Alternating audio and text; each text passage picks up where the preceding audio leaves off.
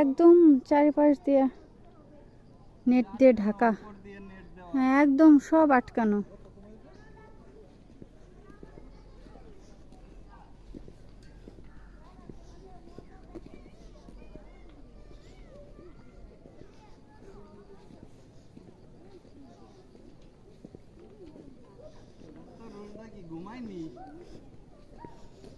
ঘুম ঘুমই তো ভাব।